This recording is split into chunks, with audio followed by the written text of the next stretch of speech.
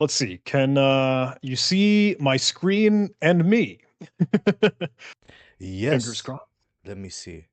I can see you both. Yes. See yes in the chat. Excellent. Well, hey everyone. Thank you again and again and again for letting me come hang out with you all. Look, I know this is a little bit odd. I'm just here in my room yelling at my computer, and you all are over where you are doing your thing. So I don't really have any sort of measure or metric of audience engagement, if this is good, bad, or ugly. So I will be trying to take a look in the chat here and there to see what everyone is up to and what you're thinking. But then I really am just kind of driving blind, so to speak. But with all that said, I'm going to say thank you a ton. I'm going to say thank you again and again and again, because genuinely, it's an honor to come spend some time with you all. It's very, very flattering, and it's surreal to be with you all that are doing the real work. I just tend to, I don't know, do a little dog and pony show here and then. Um, but look, I'll cruise through the quick obligatory introduction. The hello, my name is John. I got my feet wet in a lot of cybersecurity stuff with the United States Coast Guard. I'm over in the US, and the United States Coast Guard was one of their military branches. So I had attended the Coast Guard Academy. And along the same lines as like, oh, the Navy or the Air Force or the Army, it's one of the schoolhouses and training institutions to go into that service. But I found a lot more love in the cybersecurity end of it. And really, that's kind of what started my upbringing. And it's the cheesy credibility slide, like, "Hey, hello, all the stuff that I do, please take me seriously." But I'm by no means an expert. Um, really started with more of the government and military flair. After the Coast Guard Academy, I went to go teach with the Department of Defense and the Cyber Crime Center, and then tried to spend time on keyboard as an operator, but that was very, very slow moving. Folks, I don't know if you're aware of, I don't know, the government and military work, but it tends to be slow. There's a couple red tape here and there, and you just kind of sit on your thumbs waiting for the clock to run out. So it's tough to find a lot of love there, but I finally found my home at Huntress, which is where I am today. I've been there for almost 5 years now, but absolutely loving it to bring more security to small businesses and mid-market businesses and organizations and companies and all of that. I do stuff on the internet, so I'm very flattered and grateful for, I don't know, the numbers on YouTube or Twitter or LinkedIn, but can't do it all without you and your support. So I'm very blessed and very fortunate, but thank you, thank you, thank you again and again. So with all that said, the imposter syndrome and burnout still hits me too. I don't by any means claim to have all the answers. I don't pretend. I hope to showcase a lot of stuff in a learning and discovery style because it's something that I'm just getting smart on for the first time too. We learn together. I think that's one of the best parts of, hey, the industry, the community, and what we all do. So I'll add that and sprinkle it in as a grain of salt. I don't know what I'm doing. I'm here to learn. I'm here to be part of the party. But with that said, hey, what I usually try to do when I get together with groups or schools or universities or clubs or folks doing this awesome stuff, I try because, again, I have no clue what is good, what's interesting, what's valuable and worthwhile for you. So I like to have sort of a buffet assortment, like an arrangement of, hey, here are some options, here are some things that we could chat about. And then if there's one that strikes your fancy or you are the most interested in, we can dive into that.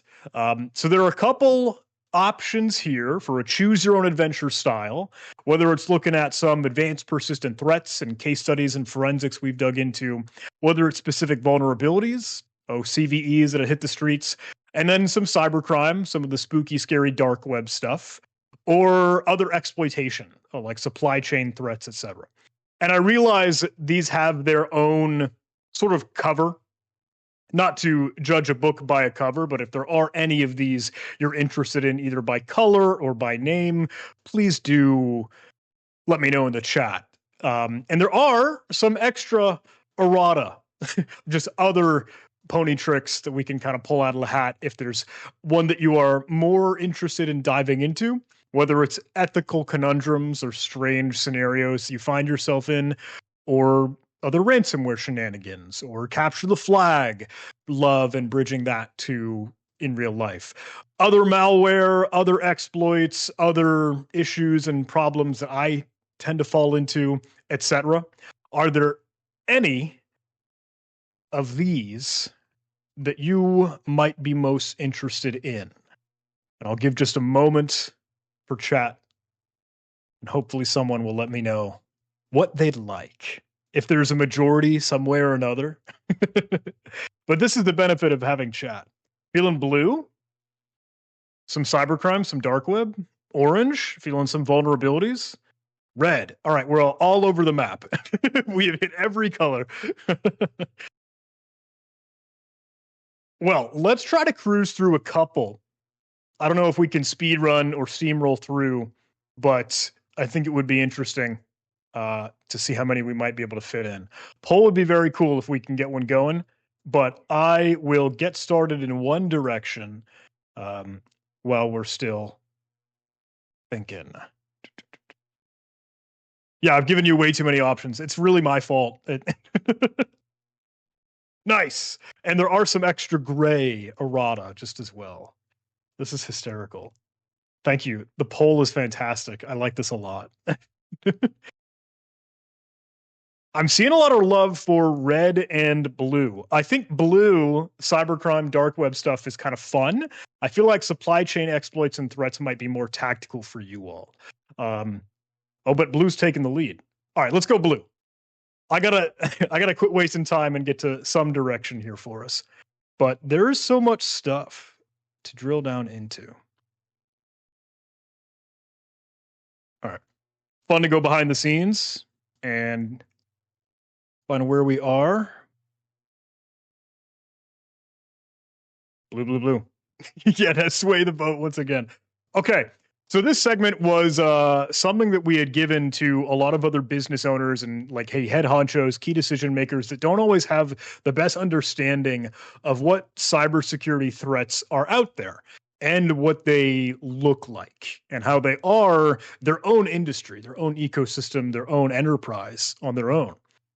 So this gets a little cheesy. This gets to some dark web stuff, but I hope it's still eye-opening. And maybe there's some fun stories in there about Quantum Builder.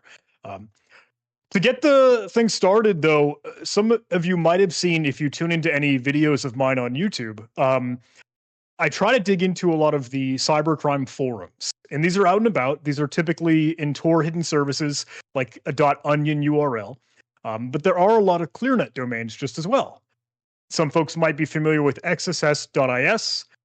Here's a screenshot of their marketplace where someone is buying different Microsoft or Office 365 accounts.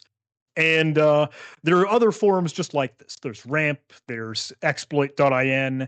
I think Torum is maybe dead and gone, but there are a lot around there. And really, I just wanted to bring this to folks' attention so you can see it's a forum. It's a bulletin board. It's an online community, whether it's another Discord or Telegram or WhatsApp equivalent. They still have these that aren't going anywhere and they aren't going away. The marketplace is kind of wild because you'll see folks selling or buying and selling in a trade and barter system sometimes, whether it's access like data breach information, whether it's capabilities to log in and RDP and control a victim computer, whether it's stuff that gets sketchy like, credit cards and carding and trying to get access to different accounts, social media, etc., etc. This is xss.is. I don't think I'm going to be in too hot water here saying this is a Russian cybercrime forum. So a lot of the pages that you see are funneled through Google Translate. With that, it's kind of wild to see what folks are asking about. Hey, I need something that can bypass antivirus. I'm trying to get around CrowdStrike. I need to get past SentinelOne. Or, hey, can I get any hackers for hire? Can I get any pen testers or red teamers? Someone that can beat up an Active Directory environment because that's what they know. They've done enough reconnaissance on a target, etc. Or they'll buy access to forums or information, whether it's credentials, passwords, passports, driver's license, social security, forms, tax information, blah, blah, blah. Or they'll just sell an entire organization, like access to a victim network that they give to someone else. Some of the lingo that you hear for that is oftentimes initial access brokers, or IAB, where someone will break into a compromised environment and then sell that to ransomware operators or other info stealer folks or other cyber criminals that do more bad stuff. An interesting thing in this ecosystem, there is genuinely, literally, a segment called People's Court, which is a strange sort of judicial system, if you can put it that way. It's a weird, interesting, not to say code of conduct or sportsmanship in cybercrime, but if it's, you've got hackers, threat actors, illegal folks doing a deal, and hey, someone was supposed to help and support them, and they didn't follow through, or they didn't pay, or they didn't get through whatever affiliate commission was here and there. And then the moderators and administrators of that forum will, like a jury, pass a verdict as to whether or not they're going to be banned on the forum or excommunicated or shunned, etc. And yeah, very, very similar. Thank you so much for dropping Sam Bent and his great presentation. Sam used to go by the moniker Doing Fed Time because he was operating a darknet marketplace and had spent some time in jail, right? I think he got caught with that. The story is wild. I don't know if it was his brother-in-law or someone along the way, but he does a phenomenal job tracking Tor, hidden services, and the dark web, in air quotes. Anyway, the conversation, I didn't want to drill down too much on this, and I know the text might be a little bit hard to read, but this is the banter back and forth on like a witness, someone to discuss the defendant, someone literally going through the court system of cybercrime, talking about, the victims in 1%, decommissioned portions of the payments, blah, blah, blah, and then all of that. Anyway, I put that there to sort of whet your appetite, if I may. Something that we had then started to dance with the idea for folks is that, look, if you can see between those different websites, whether it's cybercrime forums or vendors that will go and try to sell their malware or their tooling or their cybercrime capabilities, it's fascinating because it is a business. Like a company we might expect that has a marketing department or a sales department or operations or, hey, folks that build the product and the engineering all on its own, but then you need to get it out and about so that there are customers. And it's funny to see some of the different like pages and promotions, things out and about. This was a site for getting stolen PayPal accounts. And this looks cutesy and Dumbo, and I can't say whether it's real or not, whether it's legitimate or illegitimate. But these are the promotions that you tend to see. There's a video I had some time ago on Hacktown, which was a quote-unquote cybercrime university, a school to learn some of the stuff. And they say, hey, here are testimonials. Here are reviews. Here's when we were on in a couple news articles or we got on this podcast to talk about what we're doing. Strange stuff. But it's the very same that we tend to do, even as we consider ourselves the good guys. While there are bad guys in a mirror image in an interesting way. They even have like support capabilities. I don't know if this was the Avedon ransomware, but one of the ransomware groups will allow you to provide one file that was encrypted and ransomware into their queue as like a support ticket where you can have that file decrypted to prove and provide the incentive. Yes, our decryptors work. You should pay us to buy out the ransomware. Kind of wild that all exists, but backstory on another thread. Some folks might be very familiar with Lockbit. Lockbit is one of the ransomware gangs that has been a little notorious. They've been running rampant for quite some time. I think one of the members has just now got into hot water and is going arrested. But the organization leader, I think, had their info out and about. So they've had their saga of spills. But Lockbit Black 3.0, or the version number for one variant of the ransomware, was at one point published out on the internet. It was leaked. One of the programmers was just very upset and disgruntled, and they published and shared all the Lockbit builders, like the capability to make the ransomware and all the config files and the tooling and all the stuff. So it was just out and about. And anyone realistically could then become a ransomware operator, which was scary and weird. But it's fascinating to see how Lockbit responds, because people start wondering and freaking out, like, oh, did they get hacked? Was Lockbit compromised? Did someone infiltrate their environment? Or was it just some angry, disgruntled employee?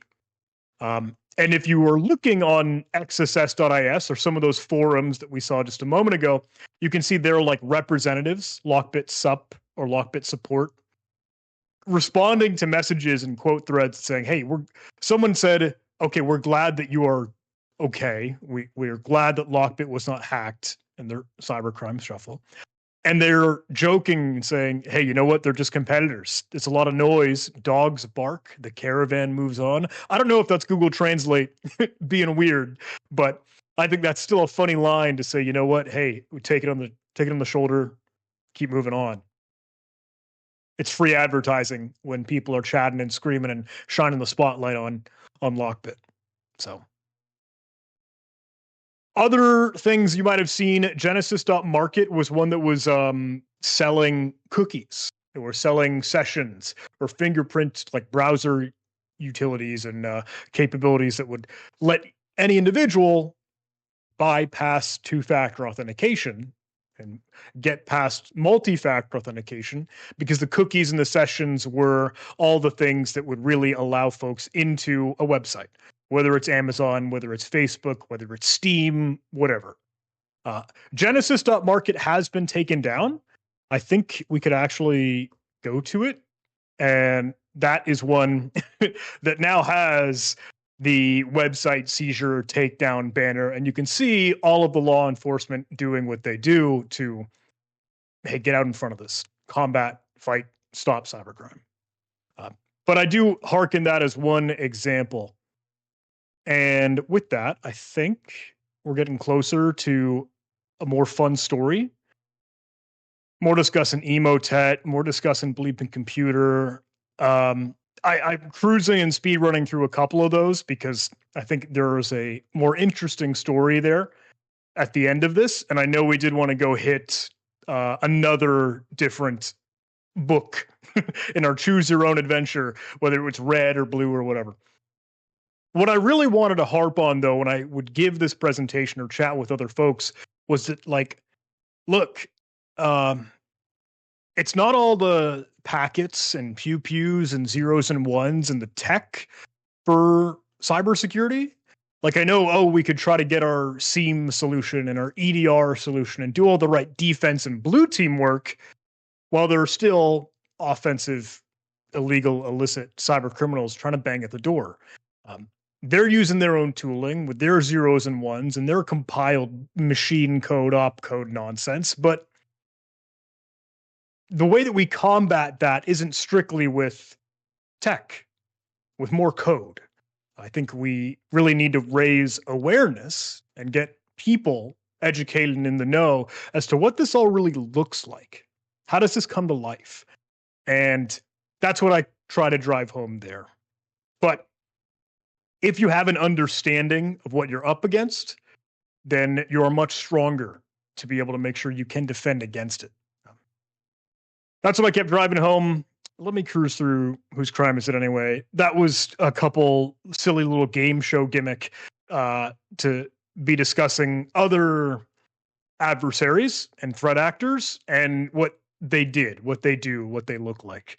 I think it's much easier to get the idea and the image across to someone when you can show them, like, hey, this is a person. This is a real human being. I know it's easy to see, posts and forums and messages online, but across the computer screen, way over wherever they are, is still someone doing bad things that has a real world impact. When it's ransomware, when it's infostealer malware, when it's something that really could turn into, whether it's financial harm or even just uptime for businesses that could be critical.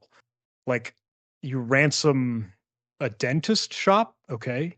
Maybe you ransom a school, students and folks can't particularly learn and operation shut down. Ransomware hits a hospital. Then it's genuinely really kind of a matter of life and death in some scenarios. So, all right, the story here, though, the real fun one that maybe you all will get a kick out of. I work at Huntress, as I mentioned, and this is some time ago, but we wanted to do a little bit of research because we were seeing a whole lot of different LNK payloads. And the .lnk file format is a Windows shortcut. So if you're running Windows as your operating system, you might be familiar with when you click on any icon on your desktop, it's not really the program, it's a shortcut or a pointer to that program and application. And LNK files can do basically anything. They're kind of neat, kind of cool, because you could make whatever icon you want. You could, have it display any name, and it doesn't even show a file extension. So you could point it or mask it to look like anything else. And that has been used and abused, right? I'm glad there's some love for Hack the Box and the Mist machine there. So some cybercrime tooling, some framework and malware that was hitting the street some time ago was called Quantum Builder. And this has, I think, seen a lot of different variations. I think it's grown to have different names. But around this time period, I was curious. Well, I saw this thing out and about. And because we wanted to do more research for Huntress, I wondered, how did it work? What does it do? How does it make payloads, different malware, just wrapped and bundled up in an LNK file? So I thought I would reach out. So I messaged this individual on Telegram or whatever the case may be to try and see how could I get my hands on Quantum Builder, to poke at it, to play with it. So keep an eye on the timestamps here, September 20th. I said, hey, Quantum, where and how can I purchase the Quantum Builder? And he says, hey, we can complete the deal here if it's okay with you. I accept Bitcoin or any other crypto for 7% to cover exchange fees. And at this point, I'm thinking like, oh, okay, crap. I don't really know any of the cryptocurrency stuff. I don't keep tabs on Bitcoin. I don't know how to do it. And I'm like, I got. I don't know what to respond with. I don't think I can engage. I'll just dip out. I'm going to ghost. I'm not going to respond. And that's the end of it. I don't know how to purchase this because I don't know the cryptocurrency stuff. But then they send a message. They say, nice username, by the way. And I realize, oh, I have not changed my Telegram name to be other than John Hammond, just me. Which is fine, like that's not a problem, but I guess some folks tend to recognize the name, right? So I say, I don't respond. I actually don't respond on the September 20th. I'm like, I got, I'm caught red-handed, I'm gonna run away. September 21, though, the day after, they say, oh, John Hammond now released a video on xss.is, the forum and marketplace. This was some time ago. So that's a crazy coincidence. Look, if you are John, send me proof and I'll give you the builder for free. I like your content. So this is very weird, right? This is a strange, like stomach churning scenario. Cyber criminal, threat actor, adversary, hacker saying, hey, I like your stuff. Keep up the good work, man. And I'm joking, like, oh, haha, whoopsies, that's embarrassing. I should have changed my Telegram name and had better OPSEC. But he's kind of pushing. He's saying, look, if it's actually you, let me know. If you want to try the builder or you just want more info on the cybercrime world, all the underground, but I'm going to need some kind of proof to confirm it's you. And at this point, I don't really know what to do. Like, this is cool. This is a sweet opportunity. If he'd be willing to tell me a little bit more, any other extra insight, but in a strange spot where they recognize me. He says, I'm fine with telling you all this stuff, but I just need you to say that you are who you are. So I think at that moment I had like a sticky note or an index card or like something on my desk and a permanent marker. So I just sent a stupid picture. Hi, Quantum. Writing it down. And I guess that convinced them. I guess that was enough right then and there. And I'm memeing, I'm trolling, I'm laughing, saying, hey, this is hysterical. This is weird. This is wild. What a strange scenario. But he says, look, I'm about to log off. Can we talk tomorrow? And I'm like, yep, for sure. Let's do that. Whatever works. So tomorrow, September 22nd rolls around. And this is where it's cool. Let me get back to kind of the original message where, look, they're business people at this point. He says, hey, I'm having some issues relating to some flights. Probably busy guy. He's a CEO, right? He's a founder. He's walking around making deals. I doubt I'll be online today. My team is handling all the customers. I'd like to talk with you personally, though. So if it's okay, we'll postpone our chat to another time. I'll make sure to add in some Telegram accounts and the builder to make up for the inconvenience.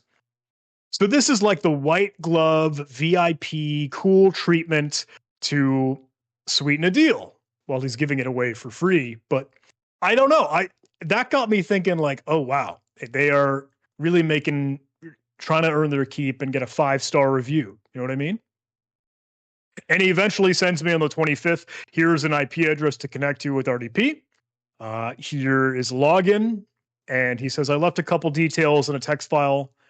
And at this point, I'm like, what do we do? Because do we connect to this RDP? Is it sketch? Is it a honeypot? I don't know. Cybercrime spun up infrastructure. Now I got to say, hey, curiosity kills the cat, kind of getting the better of me. So I had to look. I had to check. And there it is. The Quantum Builder was just a silly little thing where you could make the LNK files and the HTA files, and it was the builder. And I pulled it down, had a copy of it. But you might be able to see he did throw in a couple Telegram accounts. I think those were stolen accounts or something that were already logged into heinous, vile, whatever, profanity, vulgar, other cracked channels, shenanigans, and screaming stuff. But that's the gist, really. A strange story where some cyber criminals kind of, caught wind of the name, and then we're like, here you go, have the thing. But I hope it all points to, look, they still are working to get the word out, and it is a product that they sell, or it's a service that they provide. It's turned into that ecosystem, that industry, and that enterprise. So at the end of the day, hackers are entrepreneurs, even if it is a cybercrime and threat actor variant to it. What do you think? Kind of good, kind of bad? A little all over the place? I felt like I speed ran through that, but we can get into some other shenanigans if you'd like. Thank you. Yeah. Funny backstory to it. Show us where the good deals are on the cybercrime forums.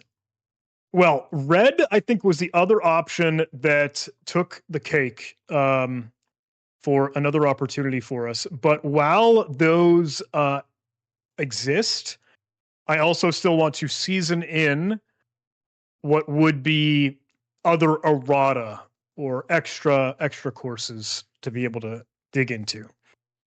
Print Nightmare being a specific vulnerability or any capture the flag stuff.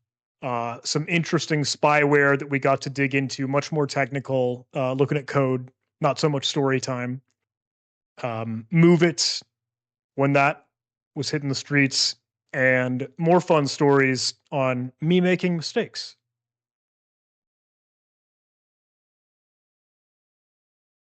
I'll put that in your mind, but we'll get back to R1 Soft for another cool opportunity. Mistakes? Okay, sweet. We can dive into that one too. Hopefully we have time. R1 soft might be a little bit longer. Do we want to go mistakes or R1 soft red? Which do we need another poll? My fault. Another poll. Let me pull these up so you can kind of see each and every one of them by their names at the very least. Well, this is awesome. Thank you so much, everybody. I'm really grateful for all your support, and I'm so glad there is a lot of excitement and engagement in the chat. Mistakes. Some of the mistakes might also be best in Print Nightmare because the script kiddie shenanigans also key into something else. So we'll add that. We'll sprinkle in that background. I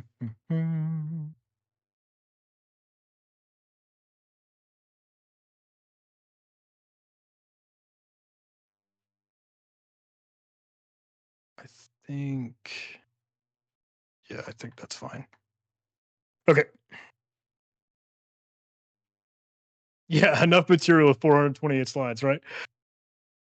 So the core title of this is that I am a script kiddie, and the subtitle is mistakes that I keep making. I might have to pull back to another story, but let's drive down the I am a script kiddie roll first.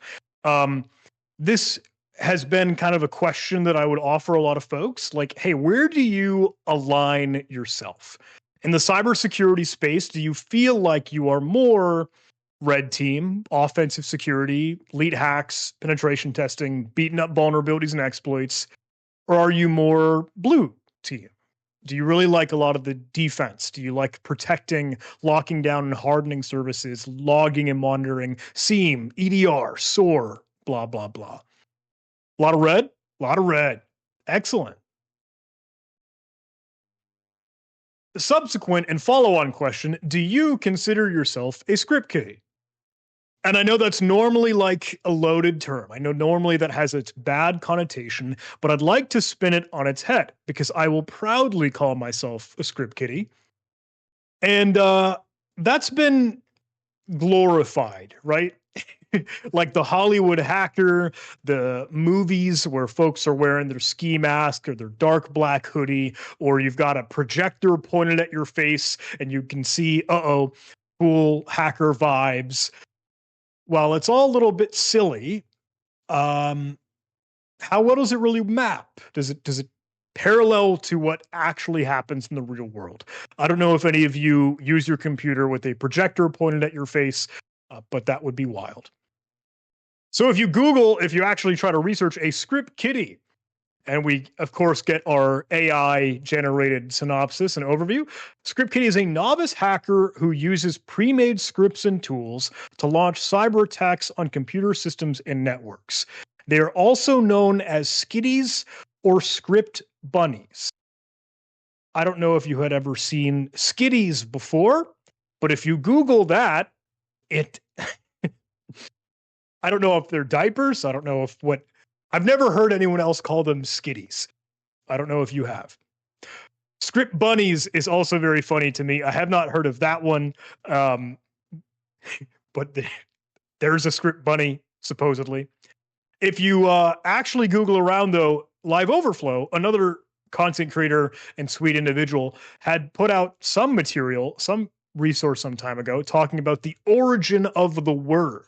When did we first see script kiddie reach the usage that it has right now in hacker etymology? Apparently, it was around 1994 in some of the old messages. I don't know if it's the Linux like bug board or whatever folks are doing, but some of the text info there. Now, just speaking as me, I have received a good number of claims to be a script kiddie. And I am totally okay with that. YouTube comments galore. Hey, what do you expect from a glorified script kiddie on YouTube? Meet real hackers. Code has more holes than Swiss cheese. Script kiddie stuff. You see, script kiddie. Margarita88, this Margarita account keeps lighting me up. Script Kitty, clown face, Script Kitty stuff. Margarita again. King of the Script Kitties. That's quite a title. I almost kind of like that one. I like King of the Script Kitties. Still using Nmap rather than Zmap. 2000s called, they want their shell script kitties back. I like that one.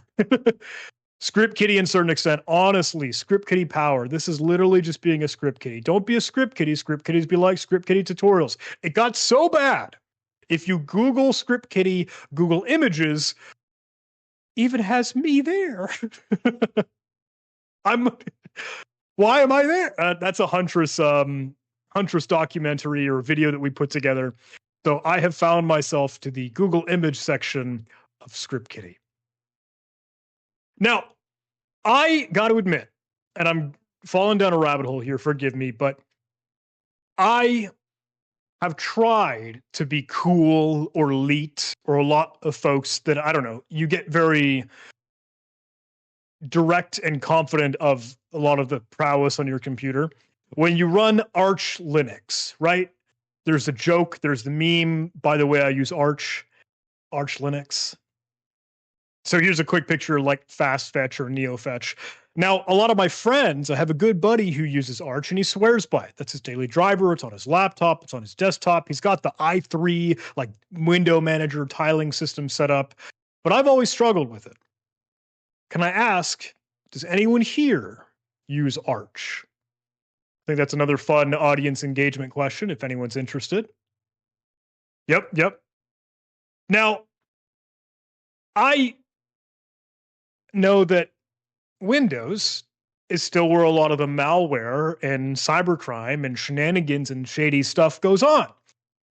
So I don't know if anyone's still on Windows XP or if you've seen that or that brings back any memories, but are you on Windows? How many hackers are running Windows? That's another sweet question, maybe a good poll. I like this, show results here. More than a majority is on hell no for do you use Arch. That's excellent. Now, you're probably familiar with r/Unix porn or Reddit and any of the folks trying to maximize their rice or their customization, how they can edit and tune their system. All this is interesting to me because it's beautiful. Yes, you can make a gorgeous looking computer, but it takes so much time. And Arch Linux and all the configuration, all the setup, it just takes an undertaking to get it going. So let me be honest. Here is my story. Here's my trajectory. I started my life using Windows. And then I found Linux and I got to Ubuntu and I used Ubuntu on the host. And then I tried Arch for a little bit. That did not work out super well for me. So I went back to Ubuntu, used that as a daily, and like installed physical bare metal on the machine. Once I kind of got my job and I'm starting to work with, computers and businesses and organizations that use Windows, well, I want to be on the OS that everyone else is on. So I went back to Windows. And now I just use a bunch of virtual machines to be able to get Ubuntu and Linux and all the other things that are necessary. But I'm like, I'm not cool anymore. I don't know if I've lost any of that factor, but I'm coming to the conclusion I want it to work. And there's a really cool comment from YouTube that says, hey, I don't get people calling people script kiddies just for using tools. Like, it's dumb. I would say script kiddie is someone that knows nothing about coding or using the tool properly. This is like calling a plumber that uses his tools a bad plumber. Like, you can think of any vocation, any career, any occupation that works with everything that they have to work with because it improves the work that they can do.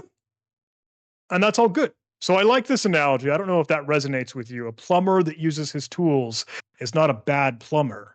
So this went on a tangent to joke about AI, chat GPT stuff, trying to put together exploits and scripts and codes. I know vibe coding is kind of all the rage now and a lot of folks talking about that.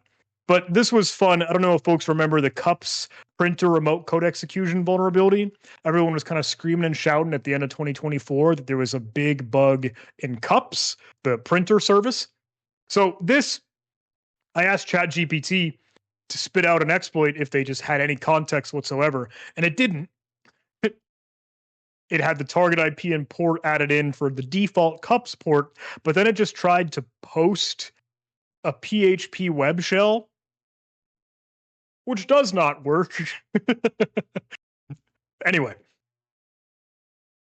couple other ones. Oh, they just hard code your API key, your sensitive secrets or credentials, blah, blah, blah.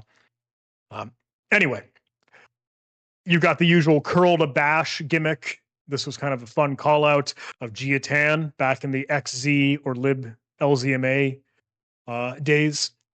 Obviously, you'll have context. You, as someone who uses a computer, probably knows you don't want to just rip something right from the internet and execute it as code right away. So curl pipe to bash is a no-no. Although we tend to do it. I know I tend to do it. We all do. Anyway, for my red team friends, if you raised your hand when you're saying, hey, you're a red teamer, do you use Metasploit? Have you used Meterpreter? Do you actually, in the work that you do, is it like less cool that you use Metasploit or Meterpreter? Because everyone's, oh, hey, it's just another Metasploit. Why aren't you using Sliver? Why aren't you using Cobalt Strike? How come you're not using Mythic? Why aren't you using this cool, elite, sexy C2? But someone else made that, right? You're using someone else's tools. Does that make you a script kiddie? Questions that you might ask. But what the heck? Maybe you use Nmap. Maybe you use Mimikatz. You're probably using Burp Suite. I don't know if you're using NetExec, Bloodhound, Hashcat, EvilWinRM, GoFish, Shelter. All these incredible tools, frameworks, and capabilities. No, you're not allowed to use them ever anymore because that makes you a script kiddie. So dumb. That's stupid. That's a bad rationale. My blue team friends, oh, actually, let's talk a little tangent. This has been some work that I've been doing with the Scambait community. Really interesting extra sphere where cybersecurity and Scambait work tends to collide. Those worlds kind of meet and blend into each other really well.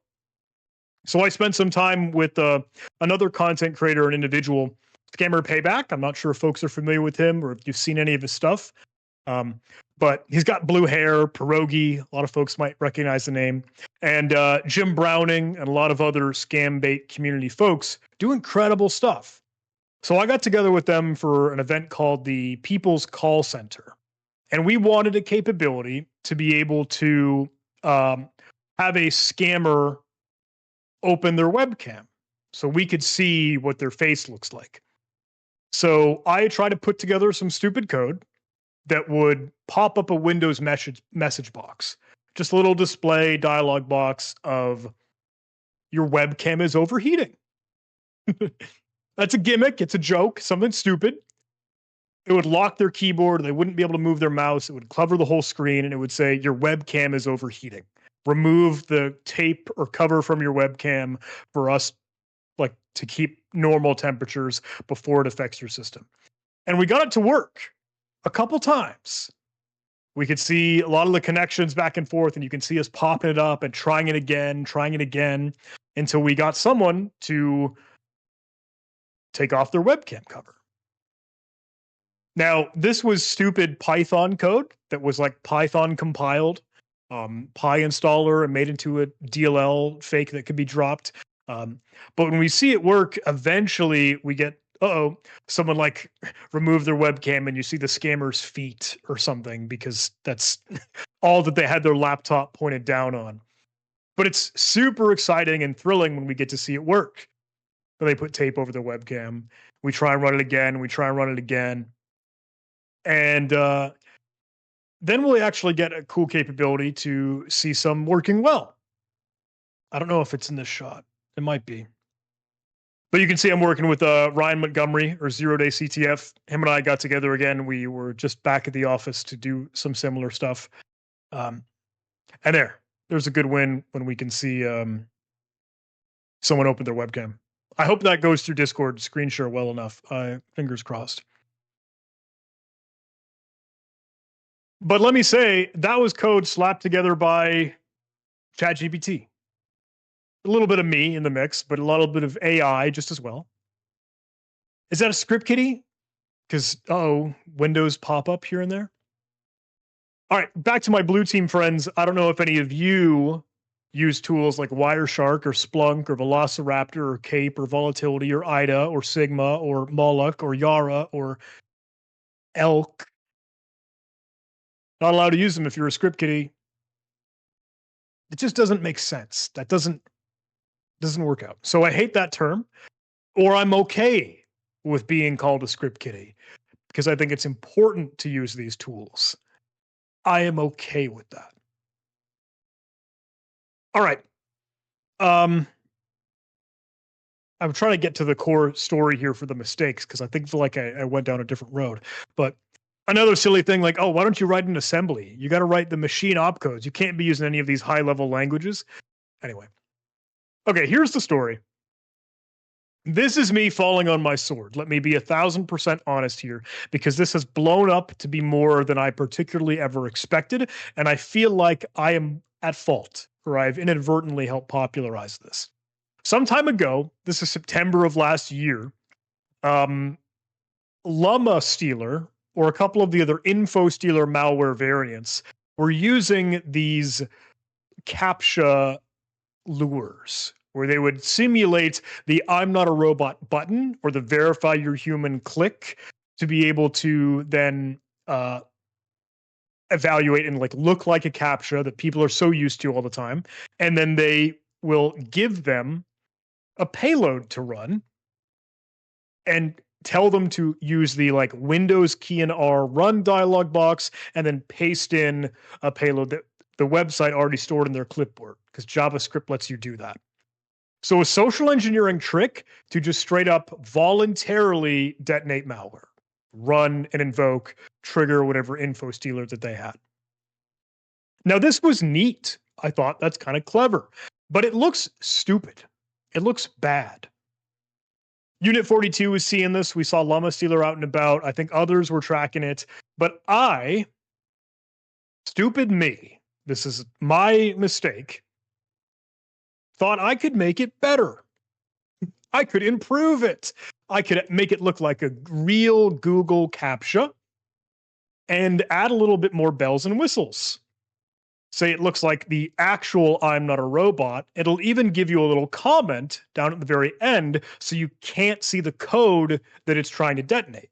So you paste in and it gives you then code that would execute, and it hides another actual command. I don't know how well you can see the run dialog box, but the comment at the end will fake it, and then you eventually get code execution because you've just given code for them to run. This was a stupid idea of mine. I wanted it for the YouTube video, and we made our YouTube video, and we got that out the door.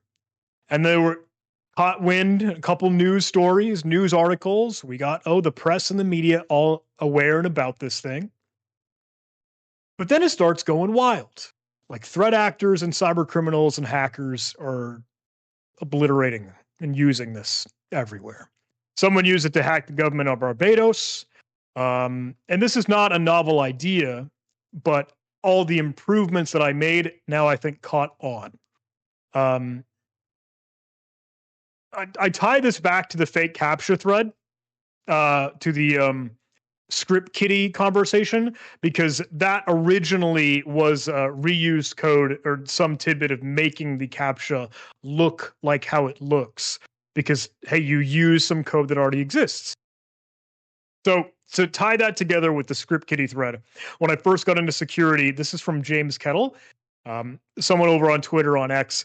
He says, I was so worried about accidentally being a script kiddie that I didn't use any third-party automation except Dirbuster for around 3 years. With hindsight, this was pretty stupid. And I'm not sure if you know, but James Kettle is the director of research at Portswigger, the guys that do Burp Suite, right? So funny to see, hey, the great leaders and folks that are saying, you know what? I'm not going to be considered a script kiddie because I want to use better tools. Hindsight, that's pretty stupid. Let me cruise through all this because I think it's more interesting and more valuable for you to hear those mistakes and stories. There was a recent YouTube video where we talked about blocking the Windows and R key, but the other painful mistakes that I have made and the ethical conundrums and the strange shenanigans of offensive tooling, like ethical security, or those, when they're in the wrong hands, it's a bummer. So let me go find Print Nightmare. Yeah. I feel like I have touched the hot stove more than once when I try to help put out an interesting things that I think are cool and neat. Obviously, that leans more towards the red team, hacker, sexy, offensive security, pen test stuff because it's flashy and it's cool. But there can be damage done. So some folks might be familiar with Conti, another ransomware gang. When they had their playbook leaked some time ago, they had their manuals, they had their checklists, they had their like standard operating procedures for what they do once they get into an environment. So like all of their documentation and their own internal playbook was out and about. Now, previously, I had put together a little proof of concept for Print Nightmare, which is a vulnerability way back in 2021, so years ago. But it's a story I hope that still kind of works. We had built this as a way to locally, easily copy-paste PowerShell code and then just elevate to system on a Windows endpoint when this vulnerability was hitting the streets. And I got a message on LinkedIn while I was out at the movies watching the latest Spider-Man movie. And this dude messages me and says, hey, no blame on you, but your script, your proof of concept, your exploit was used on a company today in an attack. And I'm like, crap. Can you tell me who this was? Can you give me info? Is the company name disclosed? And he's like, can you call me? I'm like, I'm at the movie theater right now. I'm watching Spider-Man. I don't think I can really take a call. But it's a very strange situation because, my goodness, I feel like I just burned this guy's house down. He give him my email address, and he messages me. He sends over email. He says, John, per our conversation, I'm investigating the incident where Invoke Nightmare was used. From what we've learned, it looks like they gained access to VPN credentials, and then they dropped that exploit to install a malicious driver. So in their event logs, in their event viewer, is my name. And that's like, again, horrific, horrible, gross, weird stomach churning scenario.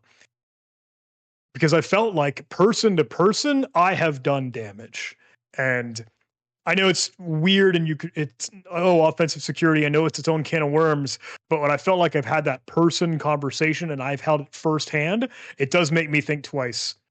And that Print Nightmare repository, that code, that exploit was in the Conti playbook. When that was leaked for the ransomware articles, that was one that myself and Caleb had collaborated on. But that's kind of strange and scary again. The APTs are using some of your stuff. And we've done that with Felina. We did that on accident with the CAPTCHA thing, of course. All of that is to say, I keep making that mistake, and I don't particularly like it. So I'm going to be a little bit better and sharper and try not to put out exploit tools or attack scripts that can just be so easily weaponized. At least I'll keep them internal, keep them to me, right? Even if it's, cutesy song and dance YouTube video. But there's more info on that stop falling for this disable Windows key plus R video. Thank you for sharing that, Nimble. But now I have so many like malware samples that people keep sending in over email that are using the Windows key and CAPTCHA trick. I think Microsoft Threat Intelligence also just sent one to us. Let me see if I can pull this up in another tab. And I know we have a couple more minutes for AMA. So if you do have any questions, please do send them through in the chat. I'd love to start to stockpile. But I do want to show you, while I have another one.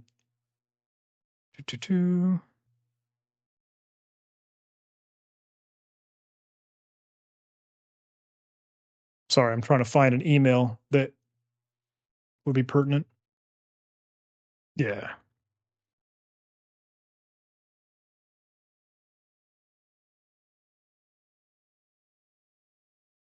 Microsoft put this out a couple days ago, last week. Phishing campaign impersonates Booking.com, delivers a suite of credential stealing malware. And this is on MSRC, Microsoft Security Research, and their threat intelligence. They go through to talk through, starting in December 2024, talking about ClickFix. The campaign is still ongoing. And then when they get to the actual proof of concept, or at least like getting to see the visuals as to what really fired, you see the confirm my identity, little click, button, simple thing. But then they do the same I'm not a robot CAPTCHA that I had put together. I'd like to think maybe, I don't know if that's mine or not, but they add the pop-up dialog box there. But they include the same comment, checkbox, I'm not a robot, reCAPTCHA verification ID. And I'm like, oh no, that's mine. I've landed a Microsoft article, but not for the reasons that I wanted. Strange, sketchy stuff. With all that said, I'll shut up. And I'd love to take some AMA.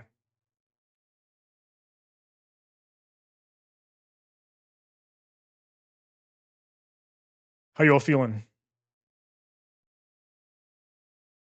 Good, bad? Thank you so much. Appreciate the kind words. Question. Any tips on keeping a healthy work-life balance? Many members of this community are dedicated to continuous learning and continuous improvement, but it's easy to go overboard. Any tips from your end? Oh, well, truth be told, I don't have a good answer. I stay up late. I think the only way to juggle a lot of the stuff that I want to do, because I feel like it's important and it's valuable and fulfilling, it's running around and not getting as much sleep as I could. But that ebbs and flows, right? You need to kind of have your own internal barometer where you're like, I feel like crap. I'm way too tired. I'm way too fatigued. The burnout is kicking in. When you feel that, like when you start to see, I'm kind of at the ceiling, I'm already over capacity, then definitely take the break. Like definitely relax, take some time to play video games, go to sleep, do anything that you can to, I don't know, get yourself out of that lull and to take as much time as you need. If it's vacation, if it's rest and relaxation, just know, right? You do this stuff because it's fun and you love it. So if it's in the moment not feeling fun right now, that's totally fine. Take that as a cue to go do something else, decompress, and then go back to it when you're excited about it again and it feels fun again. That's what you want to do. Just keep the fun in the flow and the waves that it goes in. Question, we are hosting a CTF soon. Do you have any extra challenges, maybe in a Docker format we could add? Maybe, potentially. I'm not sure. We'd have to wonder. CTI question, if we were to set up a honeypot to gather threat intelligence, what would your approach look like? I think there's a GitHub list for awesome honeypots. And there are a couple, like beyond just Cowrie being one for like SSH connections. I'm trying to remember the name. I don't know if it's Teapot or something, awesome Teapot, like the letter T, P-O-T. And it tries to help streamline a lot of the honeypot setup. But yeah, I'd look for anything particularly in like process data. I'd look for network connections. I'd look for files that were accessed, files that were dropped, registry changes, basically an EDR at the end of the day. Try to collect as much telemetry as you can. Yep. Thank you so much. You found it. Awesome honeypots. Yeah, Conpot I used a long time ago, and I'm not smart in ICS or industrial control system stuff.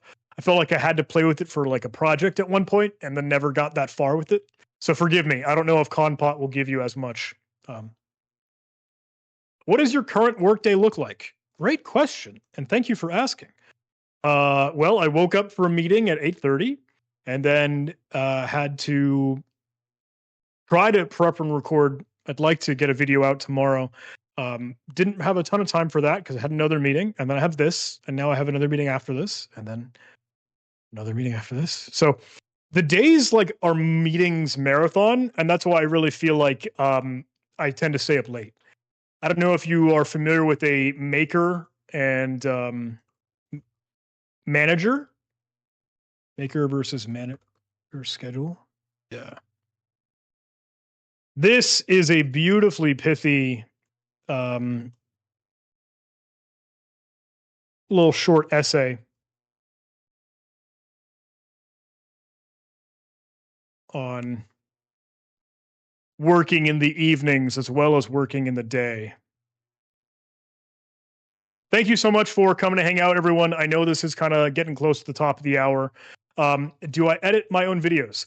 Yes, I have a couple editors, but because a lot of the stuff is like breakneck speed, I'll try to have like the long tail, hey, this can be due next week or however months in advance. And the stuff that like I need to get out and my back is against the wall, I'll try to take the edit. Would it be possible to become a content creator in 2025? Yes, absolutely. 1,000%, without a doubt.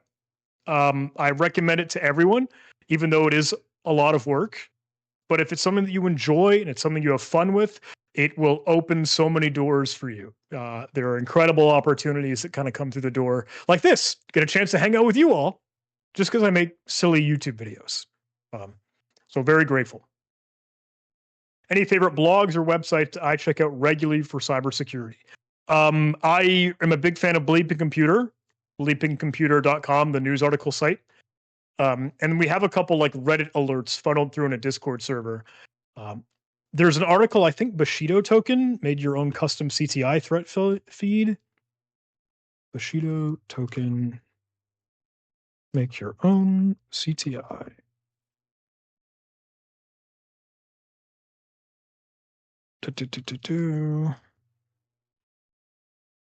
Dropping more links for you in chat in case these are helpful or fun or worthwhile. Yeah, cool. You got some feeds. Am I going to hang out with you more? Truth be told, I do have to run for my next meeting. As I mentioned, it's kind of all over the place. But thank you all so much for letting me join the party here with you all. This was a real treat. I hope we had some fun. Again, I'm driving blind. It's like me just guessing what's helpful and valuable to you. But thank you for inviting me, letting me spend time with you all. Hey, John, once again, thank you very much for your time, man. I think everybody loved it here. Please show your, thank you or something in the chat if you liked what you heard today. And yeah, John, it's been an honor to have you here, and the stories were amazing and really funny. Cool. So definitely, John has an amazing YouTube channel and a Twitter where he posts and a LinkedIn and everything. So go follow that. Do you have anything else which you would like to tell the people, like any courses, anything that you do? Yeah, if that's okay, I will drop a small link for justhacking.com. Just Hacking training is kind of the new training venture vessel vehicle we're putting together for different courses and curriculum, more schoolhouse style stuff that I'm having a lot of fun with, and to give life to something beyond just YouTube. So if you have any other interest in other stuff that we're up to, would love if you take a look at Just Hacking. So yeah. Thank you. Awesome, and thank you, Nimble, for sharing the links. And we won't take up too much of your time, so you can go to the meeting. But just like we're really grateful that you came here today and that you shared everything, and that you took time out of your busy schedule. So yeah, man, best of luck, and I hope to see you again one time. We have more time. Absolutely. Yeah. Yes. Please don't hesitate to reach out. Find me online, ping, Twitter. Don't be a stranger. So Awesome. thank you all. Have a good day, man.